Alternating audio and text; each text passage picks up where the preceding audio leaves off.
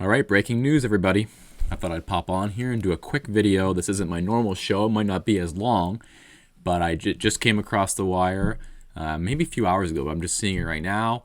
I'm just seeing it on Breitbart right now. And the title of the piece, the title of the headline here is Pennsylvania Supreme Court sides with Democrats. Mail-in ballot deadline extended 3 days after the election. I don't think I need to explain to you how big a deal this is. This is not good. This might be it for Pennsylvania. I hate to be so pessimistic, but if they're going to let people vote after the election result has already been reported in almost all the other states, I mean, I don't know if I'm reading that correctly. Let's go a little farther into it. Harrisburg, Pennsylvania. Pennsylvania's highest court gave the Democrat Party a series of victories Thursday, including one allowing repairs to glitches and gray areas in the background state's fledgling mail-in voting law, and another that kicked the Green Party's presidential candidate off the November ballot. That's very important as well. For obvious reasons, a lot of leftists will vote for the Green Party, and if they get 1 or 2%, even if they get 0.5%, that could be the election. How many votes did Trump win Pennsylvania by? The state Supreme Court, which has a 5-2 Democrat majority, granted the Democrat Party's request to order a 3-day extension on Pennsylvania's Election Day deadline count mail-in ballots, and it ruled that the Green Party candidate for president did not strictly follow procedures for getting on the ballot in November and cannot appear on it. You have to be sure the Green Party candidate probably didn't check a certain box or didn't sign a certain page they needed to sign, or maybe they did nothing wrong at all and they're just making sure they're not on the ballot. That would not surprise me, what's going on there in Pennsylvania. We know who the governor is there. Ballots that are eligible to be counted must be postmarked by the time polls close and be received by county election boards at 5 p.m. on November the 6th. November the 6th. If you don't know that already, that's 3 days after Election Day. Republicans have opposed changing that deadline. Yeah, no crap. Most states make Election Day the deadline, but 18 states, about half of which backed President Donald Trump in the 2016 election, have a post-election day deadline. The court's ruling also authorized the use of satellite election offices and drop boxes by counties. Areas with heavy concentrations of registered Democrat voters, Philadelphia and its heavily populated suburbs, are planning to use satellite election officers and drop boxes to help relieve the pressure from an avalanche of mailed-in ballots expected in the presidential election. Surprise, surprise. The heavily populated suburbs. Interesting. Republicans had sought to outlaw the use of such drop boxes or satellite election offices, saying they are not explicitly authorized under state law. It is in a slightly earlier decision Thursday. The High Court, along the same partisan lines, reversed a ruling by a Republican judge in a lower court on the candidacy of the Green Party presidential nominee, Howie Hawkins. So, it's very clear here. I mean, I don't need to read the whole thing to you. We know what's going on here, right? It's clear.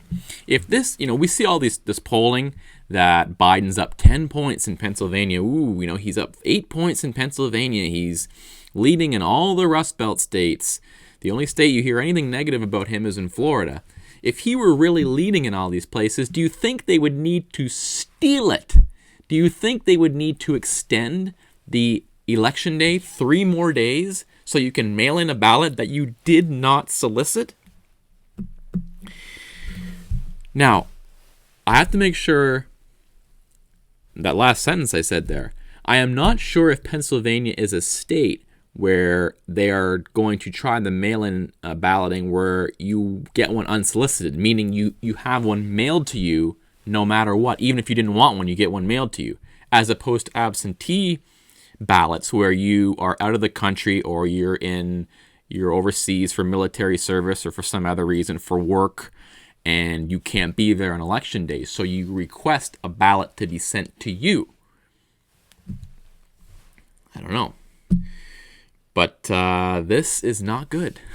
I don't need to explain it much further. This is not good. And if this starts happening in other states, Other Rust Belt states, look, Michigan's got a Democrat governor. What's to say she won't propose this very same thing? I don't know what the Supreme Court or the state Supreme Court is like in Michigan. If it's Democrat, you might have the same thing going on. That means Pennsylvania, Michigan, both could be taken out of play by them changing the election rules. So it's very frustrating, but this goes to show you what we're up against here. We're not just up against the Democrat candidate. Trump is not just up against the Democrat candidate, Joe Biden. That's the least of his worries. Biden is the least of his concerns right now. He's up against the media.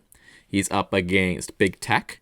He's up against the governors who are changing the laws and letting you mail in votes after Election Day. 3 days. We're not talking about 24 hours like, whoops, it got here, late in the night. No. 3 days. After we figured out who's probably won Florida, who's won North Carolina, who's won Nevada, who's won Colorado, who's won everywhere else, New Hampshire, we're still going to be able to mail in votes. So I don't know what recourse we have here, but this just goes to show you the forces that are against him here. Big tech, they're going to be censoring every damn thing. You just wait for the stuff that's going to be taken down. And just last night, the interview with Tucker Carlson about how COVID might have been engineered, that video has been taken down by the virologist. I think I don't know if she's in China, but this is what we're up against. This is what Trump is going to be up against. The next big thing will be the debates. Will Biden find a way to squirm his way out of the debates? There were talks about possibly him doing it via Zoom. That means Trump has to do it via Zoom, and that means Biden is going to be easily fed the answers. So we'll have to wait and see for that, but this is not good news coming out of Pennsylvania. For all Trump supporters, you have to get serious now. The turnout has to be so overwhelming on the right to cancel out any of this stuff. We cannot depend on him winning by 20,000 votes anymore. That's what the final count might be.